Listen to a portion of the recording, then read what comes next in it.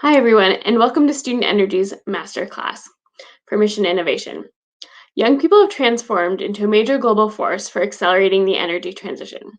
They're organizing climate movements, pushing their employers and communities to take action, and influencing major brands as consumers. But there's still currently a large disconnect between millennials, Gen Z, and the governments that represent them when it comes to climate and energy. Today, I'm excited that we've gathered an amazing group of young people from Student Energy's network, who are our regional coordinators for the Global Youth Energy Outlook, to help unpack what are some core strategies that MI member countries can take to start to work with young people.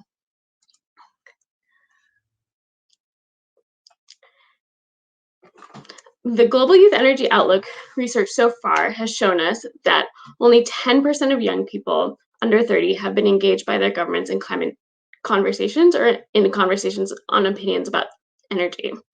And less than 20% feel that their issues are valued by the government or private sector. At Student Energy, we're working to bridge this gap, and that's a big part of why we're here. Student Energy's mission is to create space for youth to help governments, companies, and organizations to understand how we can work together to achieve shared goals. Student Energy is a global not-for-profit organization empowering the next generation of energy leaders who are accelerating the sustainable energy transition. We work with a network of over 50,000 young people in 120 countries to build their knowledge, skills, and networks that they need to take action on energy.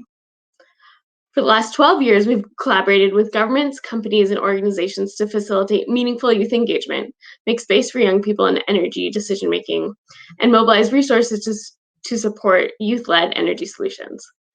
Student Energy is building a movement of young people around the world who are shaping the future of energy. To kick off our event, I'd like to introduce my colleague Salsa, who will be joining me to talk a little bit more about intergenerational collaboration. Intergenerational collaboration is a tool you can use if you want to effectively integrate youth into your project or initiative. Recognizing that climate and energy topics are complex with challenges that have disparate impacts, Student Energy works to promote intergenerational collaboration and defines it as a way to activate meaningful engagement between young people and established actors in government and industry to co-create pathways for the sustainable energy transition. Young people around the world are showing increased interest in developing innovative, climate-safe, and equitable energy solutions, which actors in the energy sector can foster by providing the appropriate resources, knowledge, and supportive networks. By creating spaces for intergenerational dialogue, brainstorming, and decision-making, Student Energy aims to bridge generational divides, allow young people to have greater influence on energy-related decisions, and create mutually beneficial pathways for youth and established energy leaders to work together on climate and energy challenges. Intergenerational collaboration is also an incredibly meaningful way to motivate and empower young people. I would like to invite Salsa to share her story a little bit more on this. Thanks, Meredith. Intergenerational collaboration will always be my favorite topic because Greta Thunberg's speech at COP24 has brought me a moment of epiphany that climate crisis is intergenerational injustice. Correspondingly, I believe that young people deserve to co-design their own future by taking the lead. And speaking as a youth who aspires to be a decision and policymaker in the energy transition and climate action sector, I would like to be involved as early as possible in this space. I believe intergenerational collaboration is the answer when it comes to empowering and shaping future energy and climate leaders. Having been engaged with Student Energy and its partners for a couple years, for once, I feel like my aspirations are being heard. I used to think that key leaders in this sector were out of my reach, but gradually, I have observed that the invisible walls are starting to lower down. I had the honor to attend both the IRENA Youth Forum this year and last year, as well as the SE for All Youth Summit this year. And I noticed that international organizations have started recognizing the importance of including youth in the decision-making equation, but not yet from the government actor. Moving forward, I believe that this CMMI momentum is crucial for the government to start formulating concrete and meaningful youth engagement plans while taking full advantage of the opportunities to work with youth. And to give you an example of where this has happened in person, at the Clean Energy Ministerial Mission Innovation in 2019 in Vancouver, British Columbia, we were actually able to bring together the first ever delegation of young leaders to the 10th Clean Energy Ministerial and the 4th Mission Innovation Forum. And so we were able to unite 60 young people from 25 different countries and then every Canadian province and territory. And for the first time, young people were deeply integrated into the programming, and they had the opportunity to meet with lots of different global leaders to talk about their vision for the future of energy. They also did an incredible engagement project where each person engaged people in their home countries and brought that research and insight to the governments that were meeting around the missions of both clean energy and mission innovation. Yeah. Personally, attending CMMI was a big milestone for me because it unlocks endless doors of opportunities that I would never have imagined. Prior to the conference, I engaged with more than 400 Indonesian youth to raise awareness on energy and climate topics through questionnaires and dialogues, where I received major positive feedback and collected more than 100 opinions. The forum culminated in the call out of a collective signed position statement on climate emergency from youth delegates to the world leaders. We demand the declaration of climate emergency, mobilization of climate finance, inclusive climate action, including the CMMI Youth Leaders Forum itself. It needs to be accessible to the young people and more youth engagement programs. CMMI also gave me the opportunity to meet my role model in person and get inspired firsthand by their keynote speech. Above all, I believe that the important takeaway was my sustained engagement with student energy. I earned the opportunity to be actively involved in its Global Youth Energy Outlook project as the Southeast Asia Regional Coordinator and in its Oil and Gas Climate Initiative Youth Challenge team as the regional representative. And that's where I feel so glad that I'm a part of this youth movement and I'm actually contributing and making real impact. Great. So we want to unpack this for you a little bit further because we really believe that integrating intergenerational collaboration into any initiative is a great way to accelerate innovation and the momentum of anything you're looking to do by pairing the knowledge of established professionals with how to get things done with the ambition and motivation of young people who are very excited to get into the space. So here are a few key steps you can take. First, identify your objectives. To collaborate with young people, organizations and leaders first need to name intergenerational collaboration as a strategic priority and devote the time and resources to doing it. Pick objectives that could use a fresh set of eyes and innovative thinking. Second, build relationships with young people. A big part of getting started on intergenerational collaboration is recognizing where young people are already leading and already doing the work. Youth have been organizing and implementing solutions, and understanding the landscape of youth led work in your sector is crucial to forming equitable partnerships. Connect with existing youth organizations, learn about their work and objectives, and identify opportunities for partnership and where you both want to move goals forward together. Next, work on defining the pathway for collaboration. How will you work together? Where are you looking for input? And how can young people stay involved after the project? These are all important questions to answer to help everyone be on the same page and to meaningfully integrate youth into your project. The fourth step is to apply systems thinking. During CMMI, youth delegates were keenly aware that transitioning the energy system involves more than switching technologies. Delegates raised important issues around gender and racial equity, economic access, climate justice, and emphasized that clean energy solutions must also be just and equitable. Likewise, working with young people means engaging with systems thinking and system solution. Lastly, raise your ambition. Echoing their peers around the world, Young Leaders Delegation conveyed the need to implement solutions that match the scale and urgency of the climate crisis and urged their energy leaders to take bolder action. And they want to see follow through from decision makers and leaders in the energy sector.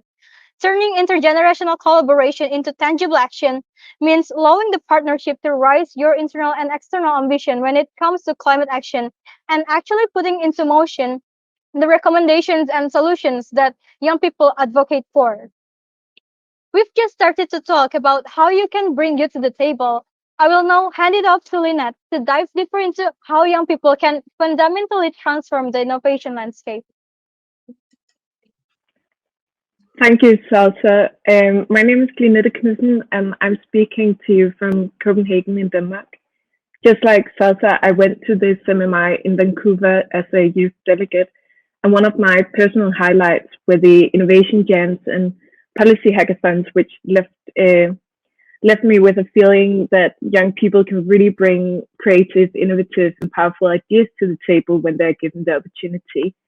But it also made it clear that more resources and support is needed to turn all these great ideas into impactful solutions. So today I'll be talking to you about how young people are constantly innovating when it comes to energy and climate solutions and why we need to see more support for youth-led innovation. So if we want to accelerate the energy transition in this next decade, we need innovation in every single sector and in every single country. Young people are uniquely positioned to deploy sustainable climate solutions quickly because of their ability to mobilize their peers and community, which is crucial for the long-term success of any policy or technological shift. However, young people frequently lack access to funding and the capacity and confidence to secure the limited resources available. So to summarize, the innovation landscape as it currently is neither equitable nor accessible for most young people around the world.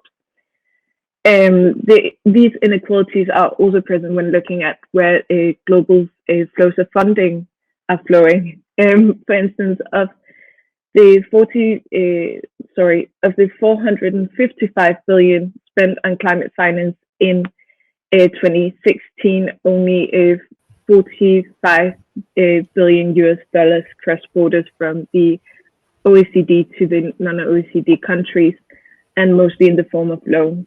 This leaves blended finance between the private and public sector, as well as philanthropic grants and zero interest loans on the table as ways to get funding.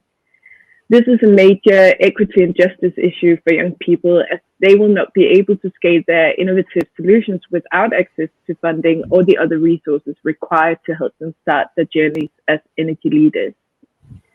In OECD countries, the opportunities for young people to gain access to funding is not much better, and this is also a problem as it removes their agency during crucial career building and skill development periods of their life. Across the board, less than 1% of innovation funding is flowing to young people. This is a large missed opportunity for deploying innovation at the scale we need to address climate change. So what can we do to transform climate finance and create more supportive landscape for youth-led innovation in energy? Funding can be tied to local capacity development in the clean energy sector to create long-term availability of skilled professionals, which also faces critical gaps. Some unique insights about youth gaps in innovation beyond just funding include, firstly, that as young people have less experience, resources for education, skill building, and mentorship are essential components of helping to accelerate their deployment skills. Secondly, most young people can articulate their goals better verbally than in a written proposal, so it is necessary to provide multiple avenues for young people to apply for funding, especially if English is not the first language. Thirdly, many youth-led groups, because of a limited track record, focus their proposals on the activities to be carried out based on what they know would work for young people, but the outcomes may change over time as projects and methodologies for reaching young people evolve. Therefore, you should allow for flexibility in these proposals and work with youth on the shared outcomes you want to achieve. Lastly, young people's organizations are also at a disadvantage when it comes to joining networks that are often required for receiving validation and funding. It is important to recognize that they may not have the same track record as other groups, but they should be given the same opportunities to participate regardless. I'll now invite my colleague Joshua to give an example of what this looks like in the Philippines. Thanks, Lynette. I'm Joshua Miguel Lopez, a regional coordinator for Southeast Asia for the Global Youth Energy Outlook. Hello from Manila, Philippines. Accelerating the energy transition is a role that youth can best fulfill. We, the youth, have the creativity and passion for change necessary for all the rethinking and restructuring of our present energy systems. but there are certain barriers that limit the youth's capacity to lead energy innovations. Let me share with you our experience in Reboot Philippines. Reboot is a youth led organization featured in the Youth Sustainable Energy Hub, whose goal is promoting a just and democratic energy transition in the Philippines through transdisciplinary approaches. Our network of youth volunteers have been implementing different programs even in the midst of this pandemic. We were even able to prepare project proposals to find renewable energy applications for serving 17 communities, ranging from seaweed drying boats for a fisherfolk community, a solar-powered e-learning center for a mountain community, a climate and energy learning program conducted through the village public address system, fuel briquettes for an indigenous people's corn farming community, to milk processing, to even fish sauce. But despite all the creativity and research work that it took, only the first three projects listed in the slides were implemented. Having implemented projects for only three communities out of 17 seems like another bleak story from a country in the global south.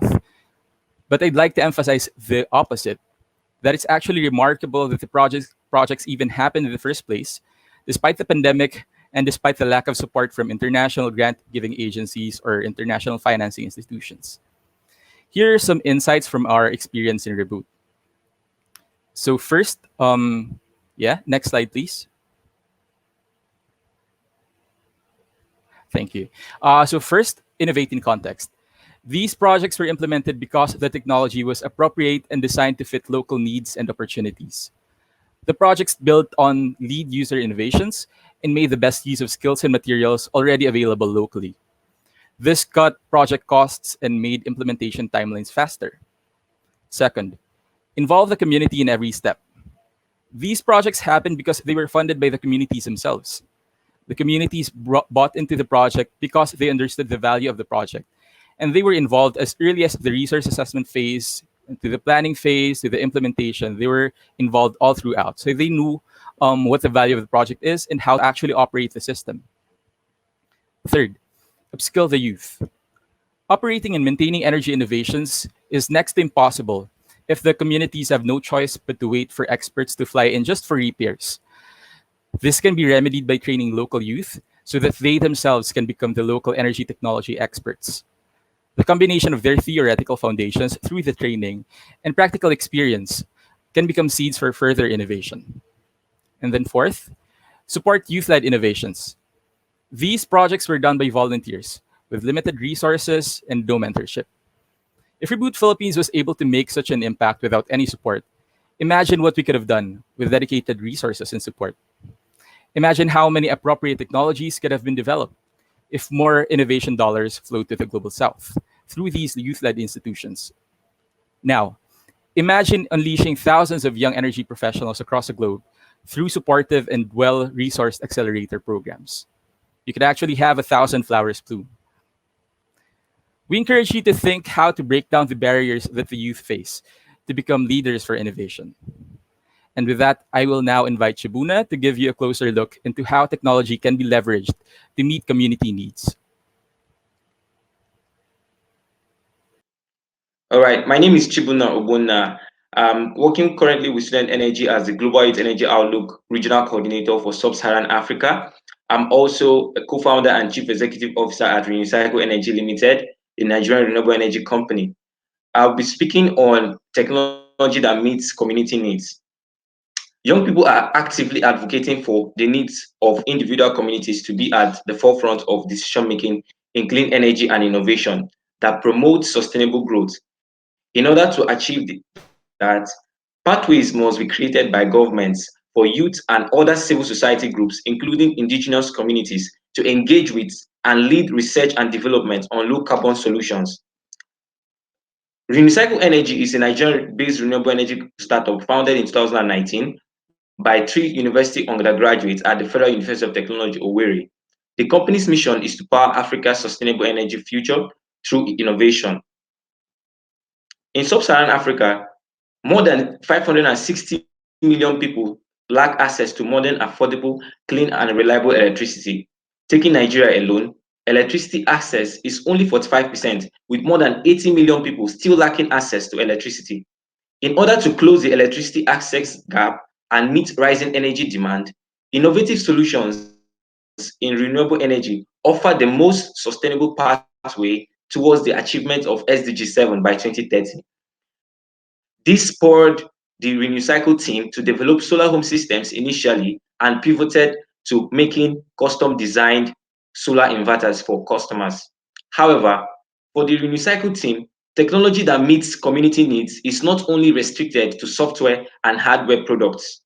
Through observation and drawing insights from the COVID-19 pandemic, the team discovered that only 28% of primary healthcare facilities in sub-Saharan Africa have 24-hour access to electricity, because electricity is key to delivering universal healthcare, and that health facilities rely on electricity to function optimally. The Renecycle team launched the Lighting Up Nigeria initiative in October 2020. The Lighting Up Nigeria initiative, LUNI, is a not-for-profit social impact project of the company, which aims to power primary healthcare clinics and small businesses in vulnerable communities with solar microgrids. The COVID-19 pandemic amplified the vulnerability of local communities in Nigeria, especially those whose healthcare clinics were non-functional or did not exist at all. To improve access to vaccines and basic medication, healthcare facilities need to have steady electricity to conduct diagnosis, safe child delivery, and storage of vaccines.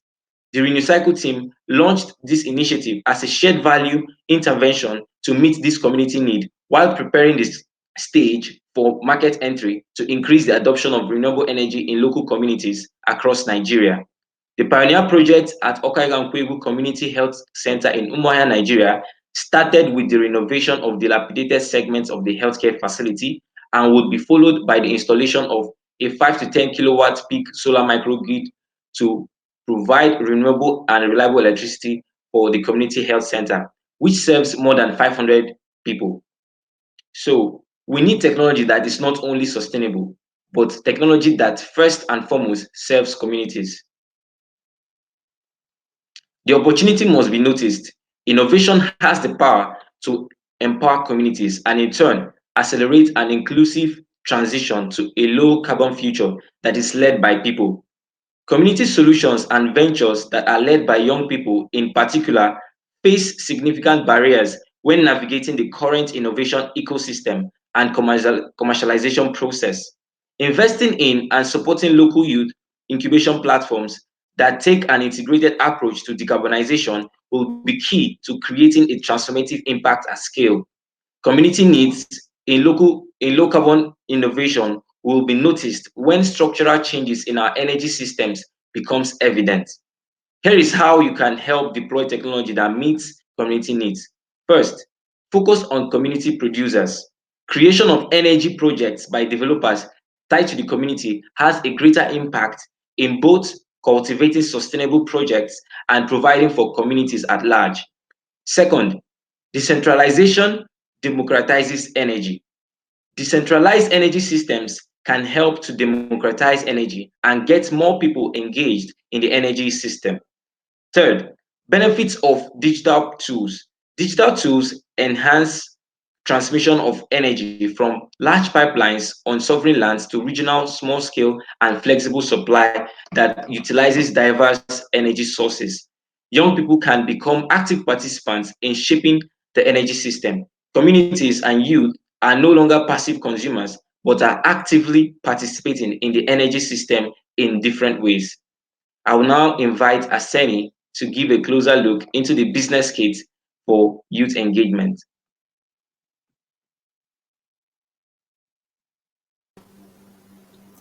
Hello, everyone. My name is Arseniy Kirgizov-Barsky. I'm speaking to you from Moscow, Russia. And apart from my activities in student energy, I've also been involved in the work of BRICS Youth Energy Agency and GIMO Arctic Student Research Club as assistant chairman of these two organizations, and bring sustainable development agenda to the activities of these two organizations. So let's take a closer look at business case for youth engagement.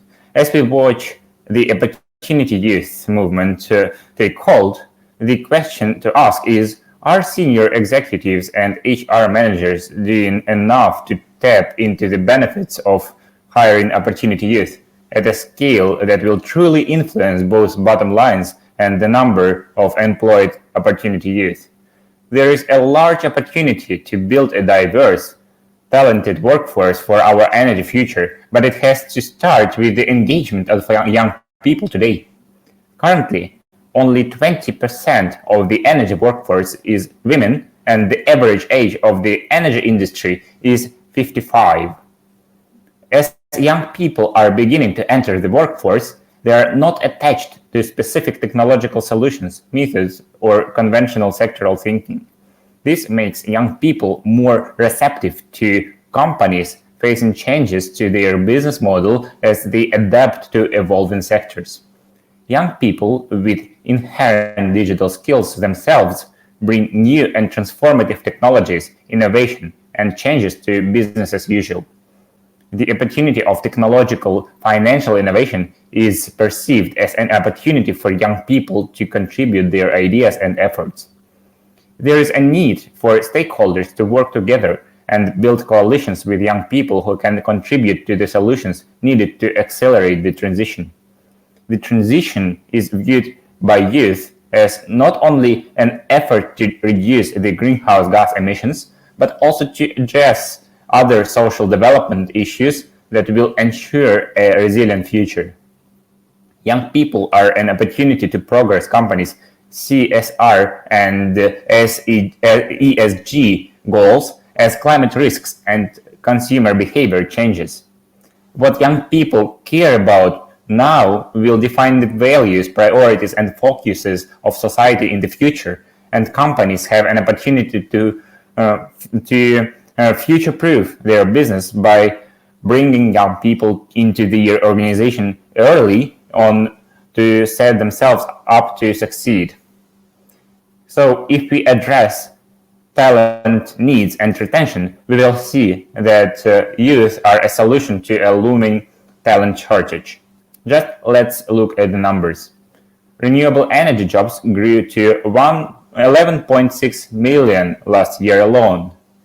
42 million jobs are projected in the sector by 2050. Although precise estimates remain scarce and absolute numbers are small for now, off-grid renewables are creating growing employment led by solar technology. Decentralized renewable energy can also propel productive uses in rural areas. The job multiplier effect can be seen in farming and food processing, healthcare, communications, and local commerce. Comprehensive policies led by education and training measures, labor market interventions, and industrial policies that support the leveraging of local capacities are essential for sustaining the renewables job expansion. Leaving those jobs unfilled will cost companies a bundle in both productivity and revenue. The business case for hiring opportunity youth is compelling, with retention differences ranging from 20+% to 3 times higher the companies we studied. Retention alone provides a significant return in investment. So this is a call to action. What sectors can do now is identify positions suitable for opportunity youth that meet your business needs. Hire for skills and aptitude so that you screen in opportunity youth. Invest in training and source ideas for your company, potentially by partnering with a skilled nonprofit such as Student Energy.